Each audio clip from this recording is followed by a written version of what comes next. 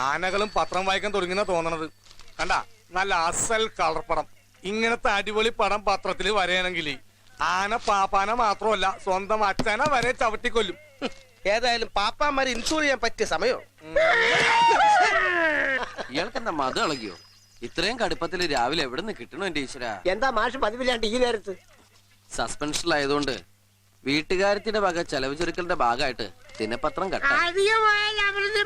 അതെ കേട്ടാ, സാധാരണ മാഷിനുള്ള ഉപദേശമാ. തൊട്ടേനും പിടിച്ചതിനും ഒക്കെ ശകരം നോക്കി പറഞ്ഞിട്ട് ഇപ്പൊ എന്തായി? എനിക്കിപ്പോ ശനിയുടെ അപഹാര. ദോഷം വന്നാ ശനി, നല്ലത് വന്നാ ശുക്രൻ. നിന്നെ പോലുള്ളവർക്ക് എന്ത് വന്നാലും ചാരാനൊരു തൂണുണ്ടല്ലോ. അരുന്ധതി റോയിക്ക് 1,65,00,000 രൂപയുടെ ലണ്ടൻ അവാർഡ്. ലോട്ടറി എടുക്കണ്ടായിരുന്നു, വല്ല നോവൽ എഴുതിയ മതിയായിരുന്നു. സംസ്കാരിക പോളിസി എടുക്കാൻ പറ്റിയ ഏറ്റവും നല്ല സമയമാണ് ശനി. ഒന്ന് എടുക്കട്ടെ മാഷേ, ഇപ്പൊ പുതിയ പുതിയ സ്കീമൊക്കെ ഇറങ്ങിയിട്ടുണ്ട്. സമയാവട്ടെ ജോസഫേട്ടാ. ഇനി എപ്പോഴാ സസ്പെൻഷൻ ഒന്ന് കഴിഞ്ഞോട്ടെ. ഞാൻ പേപ്പർ വെരി സോറി, ഞാൻ സീരിയസ് ആയ മാറ്റർ വായിച്ചോണ്ടിരിക്കുക. തൽക്കാലം നീ വേണമെങ്കിൽ ഈ ചരമക്കുളം വായിച്ചിരി. കട്ടിലിന്ന് വീണ കുട്ടി മരിച്ചു എന്ന് കരുതി അമ്മ ആത്മഹത്യ ചെയ്തു. കർത്താവേ, അവര് പോളിസി എടുത്തതാണ്. എവിടെയാണ് സ്ഥലം നോക്കി? ചെമ്പഴന്തി. അപ്പൊ അത് എന്റെ ഏരിയ അല്ല, അതും പോയി. മരണപ്രവാചകൻ അത് സിനിമയാണോ? അല്ലടോ, ഒരു ജോത്സ്യന്റെ പരസ്യോ. അനേക വർഷത്തെ ഗവേഷണവും നിരീക്ഷണവും നടത്തി അതിപ്രശസ്തരായവരുടേതുൾപ്പെടെ അനേകം പേരുടെ ഭൂതവും ഭാവിയും മരണസമയവും കൃത്യമായി പ്രവചിച്ച് പ്രശസ്തി നേടിയ അത്ഭുത സിദ്ധൻ ഡോക്ടർ മണ്ണുണ്ണിക്കാവ് കൃഷ്ണനുണ്ണി ഈ മാസം, അതായത് മെയ് 7-ാം തീയതി മുതൽ 15-ാം തീയതി വരെ ഹോട്ടൽ സരോവരത്തിൽ ക്യാമ്പ് ചെയ്യുന്നു. വിദേശത്തുള്ളവർക്ക് സ്പെഷ്യൽ പൂജ ചെയ്ത ഏലസുകൾ അയച്ചു കൊടുക്കുന്നതാണ്. വിലാസം hotel Sarovaram, Thrissur. Phone number 446877, mobile 9847039696. ചായ ജോസഫേ, വേണമെങ്കിൽ സിദ്ധനെ ചെന്നുകൊണ്ട് മരിക്കാൻ പോണ ലിസ്റ്റോടെ എടുത്ത് വെച്ചു. നല്ല അസല് കച്ചവടം കിട്ടും. ഗോപാല, ഞാനൊന്ന് കണ്ടോ. അല്ല, വാർത്ത നിനക്കെന്താ ഞാൻ പറഞ്ഞ വിശ്വാസവും ഇല്ലേ? നിന്നെ കളിയാക്കാൻ വേണ്ടി വായിച്ചതല്ല. ഇതാ നോക്ക്.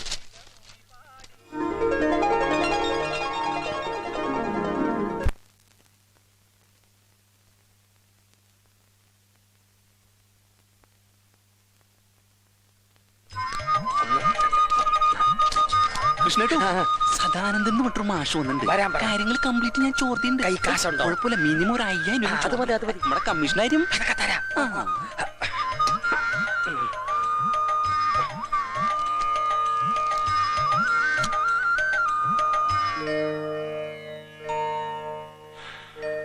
സദാനന്ദൻ അല്ലേ? അതെ. ഒരു സ്ഥാനഭ്രംശം സംഭവിച്ചിട്ടുണ്ടല്ലോ, ഒപ്പം മരണഭീതി. ഇരിക്കൂ.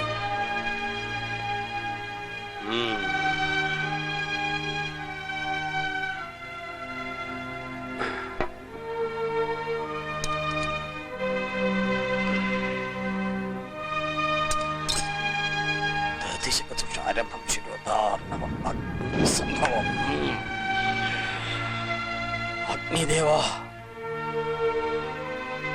ഓം. നാമധേയം സദാനന്ദൻ. പക്ഷെ നാളിതുവരെ ആനന്ദം എന്തെന്ന് അറിഞ്ഞിട്ടേ ഇല്ലല്ലോ. മനസ്സെന്നും നെരിപ്പോടുപോലെ നീറിപ്പുകയുകയാണ്. തന്റെ ജന്മദോഷം കൊണ്ട് ഒരു പ്രാണിക്ക് പോലും ദോഷമുണ്ടാകരുതേ എന്ന പ്രാർത്ഥനയായിരുന്നു അല്ലേ? അതെ. ഇപ്പോഴെന്താണ് അറിയേണ്ടത്? എല്ലാം അറിയണം. സുഖദുഃഖകരം കർമ്മ ശുഭാ മുഹൂർത്തം ജന്മാന്തരേബി തൽക്കുര്യാത് ബലം തസ്യനയ പിവ എന്നാണല്ലോ. ജ്യോതിഷം പഠിച്ചിട്ടുണ്ടോ? ഇല്ല, മുത്തശ്ശൻ ചൊല്ലി കേട്ടിട്ടുള്ളതാ. ജാതകം കൊണ്ടുവന്നിട്ടുണ്ടോ? ഉണ്ട്. എന്തെങ്കിലും ഒരു ദക്ഷിണായിട്ട് തട്ടിലേക്ക് വെച്ചോളൂ. ഓ,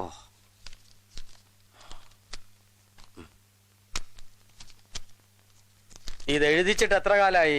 5-8 കൊല്ലായിട്ടുള്ളൂ. കണ്ടപ്പോഴേ തോന്നി. ചെറുപ്പത്തില് മുത്തശ്ശൻ എഴുതിച്ച ജാതകം എവിടെയെന്ന് ആർക്കൊരു നിശ്ചയില്ല. മുത്തശ്ശൻ ആരെയും അത് കാണിച്ചിട്ടില്ല. മുത്തച്ഛൻ ബഹുജ്ഞാനിയായിരുന്നല്ലേ? ദീർഘദർശി. ജ്യോത്സ്യത്തിലൊക്കെ കുറച്ച് പിടിപാടുള്ള ആളായിരുന്നേ. ആയിരിക്കണമല്ലോ.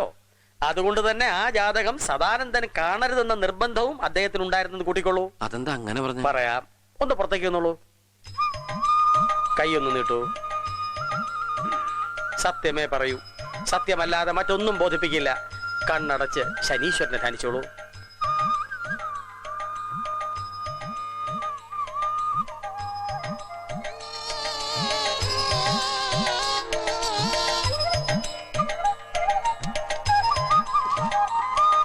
ഭാഗ്യാധിപനായ ചൊവ്വയുടെ ദശാകാലത്ത് അഷ്ടമാധിപ അപഹാരത്തിൽ അഷ്ടമാധിപ ചിത്രത്തിൽ അഷ്ടമിയും വെള്ളിയാഴ്ചയും കൂടി വരുന്ന ദിനത്തിലെ അവസാന നാഴികയിൽ മരണം.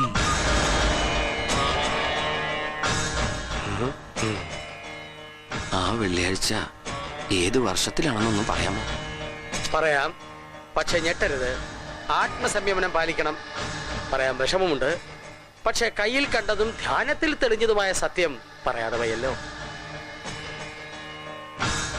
ആ വെള്ളിയാഴ്ചക്ക് ഇനി കേവലം 1 മാസവും 13 ദിവസവും മാത്രം.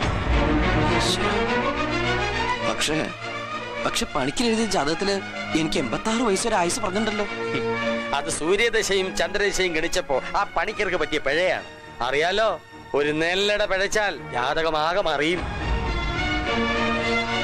കൃഷ്ണനുണ്ണിയുടെ നാവ് പിഴക്കില്ല. അനേക വർഷങ്ങളുടെ തപസ്സി കൊണ്ട് നേടിയെടുത്ത സിദ്ധിയിൽ നിന്നുമാണ് എന്റെ പ്രവചനം. കൊളംബിയ ദുരന്തത്തിൽ മരിച്ച കൽപ്പന ചൗളയുടെ മരണം ഞാൻ പ്രവചിച്ചിരുന്നതാണ്. ഗുജറാത്തിലെ ഭൂകമ്പം, കുമരകം ബോട്ടപകടം ഒക്കെ ഞാൻ പ്രവചിച്ചിരുന്നതാണ്. കുമരകം ബോട്ടപകടത്തിൽ മരിച്ച പല ചെറുപ്പക്കാരുടെയും ജാതകത്തിൽ ദീർഘായുർ യോഗം എഴുതപ്പെട്ടിരുന്നു. പക്ഷേ ഫലിച്ചത് എന്റെ പ്രവചനമാണ്. അതുപോലെ തന്നെ സത്യം സത്യമായിട്ട് തന്നെയാണ് എന്റെ ഈ പ്രവചനവും. എല്ലാം വിശദമായിട്ട് കുറിച്ച് തരാം. എനിക്ക് കുറച്ച് വെള്ളം വേണം. കുടിച്ചോളൂ.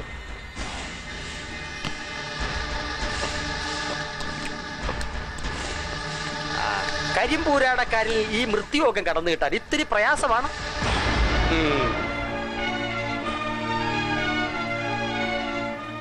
ഭാര്യയും അംഗൻവാടി പഠിക്കുന്ന ഒരു പെൺകുഞ്ഞും മാത്ര ബാക്കിയുള്ളത്. സ്വന്തമായിട്ടൊരു കിടപ്പാടം പോലും ഉണ്ടാക്കിയിട്ടില്ല. പെട്ടെന്ന് എനിക്ക് എന്തെങ്കിലും സംഭവിച്ച അവര് നോക്കട്ടെ. പ്രതിവിധിക്ക് ചില ഹോമങ്ങളൊക്കെ ഉണ്ട്. മൃത്യുഞ്ജയ ഹോമം, ശനിഗ്രഹ പൂജ തുടങ്ങിയവ. പക്ഷെ അതിനൊക്കെ നല്ല തുക ചെലവാവും. എത്ര രൂപയാവും? സ്പെഷ്യൽ പൂജയ്ക്ക് ഒരു 10,000 രൂപ വേണ്ടി വരും. അത്രയ്ക്കൊന്നും കരുതിയിട്ടുണ്ടാവില്ലെന്നറിയാം. തൽക്കാലം കയ്യിലുള്ളത് ദക്ഷിണായിട്ട് തന്നിട്ട് പൊക്കോളൂ. എല്ലാം കൂടി നമുക്കൊരു 5,000 ഒതുക്കാമേ. എന്റെ കയ്യിൽ ഇപ്പൊ 2,000. ബാക്കി തുകയുമായി തിരിച്ചെത്തുമ്പോഴേക്കും പ്രവചന പത്രം ഞാൻ എഴുതി തയ്യാറാക്കി വെച്ചേക്കാം. ഈ പാഴ് ജാതകം കൊണ്ടുപോയിക്കോളൂ. ചെയ്തും പറഞ്ഞും തീർക്കാനുള്ള കടങ്ങളെല്ലാം തീർത്ത് ആത്മാവിനെ സ്വതന്ത്രമാക്കണം. ചില ക്ഷേത്ര ദർശനവും വഴിപാടുകളൊക്കെ നടത്തേണ്ടതുണ്ട്. അതിന്റെ ലിസ്റ്റ് ഞാൻ തരാം. പിന്നെ ഈ പ്രവചന രഹസ്യം ആരോടെങ്കിലും പറയുകയോ ഞാൻ എഴുതി തരുന്ന പ്രവചന പത്രം ആരെങ്കിലും കാണിക്കുകയോ ചെയ്യരുത്. സ്വന്തം ഭാര്യയെ പോലും. മനസ്സിലായോ? ഈശ്വരോ രക്ഷതു. എന്താ ഇവിടെ മാഷിന്റെ കാര്യം? 2,500 ഒതുക്കി. അത് കുറഞ്ഞു പോയിട്ടോ.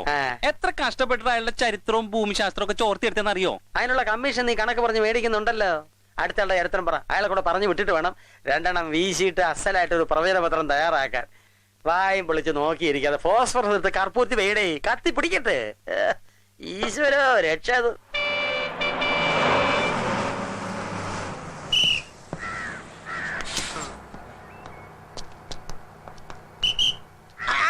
എന്താടാ ഭാസ്കര, ഒരു ചെരുപ്പിടാൻ തുടങ്ങിയിട്ട് കൊല്ലം കുറയല്ല.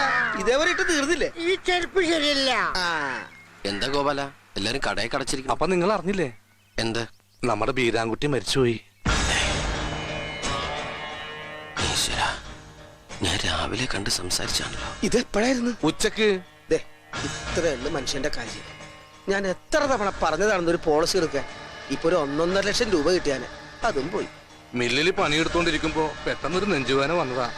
ആചാരുടെ കാറിൽ ആശുപത്രിയായിട്ട് കൊണ്ടുപോയി. പക്ഷെ ആശുപത്രി എത്രയ്ക്ക് മുമ്പ് നല്ല ആരോഗ്യ ധൃതരാഷ്ട്രായ മനുഷ്യനായിരുന്നു. ആരോഗ്യ ധൃതരാഷ്ട്രല്ല, ആരോഗ്യ ദൃഢഗാത്രൻ. ആരായാലും എന്താ, മരിച്ചപ്പോ എല്ലാം പോയില്ലേ? മരണം വാതിൽക്കൽ ഒരു നാൾ മഞ്ചലുമായി വന്നു നിൽക്കുമ്പോൾ മരണം. നിർത്തടാ. മനുഷ്യൻ ഇവിടെ ചങ്കിടിച്ച് നിൽക്കുമ്പോഴാ അവന്റെ ഒരു മരണപ്പാട്ട്. എപ്പോഴാ ബോഡി എടുക്കണേ? വരാനും പോകാനൊന്നും അയാൾക്ക് ഒരുപാട് ബന്ധുക്കളൊന്നും ഇല്ല. ഉടനെ തന്നെ അടക്കം ചെയ്യുന്ന കേട്ടത്.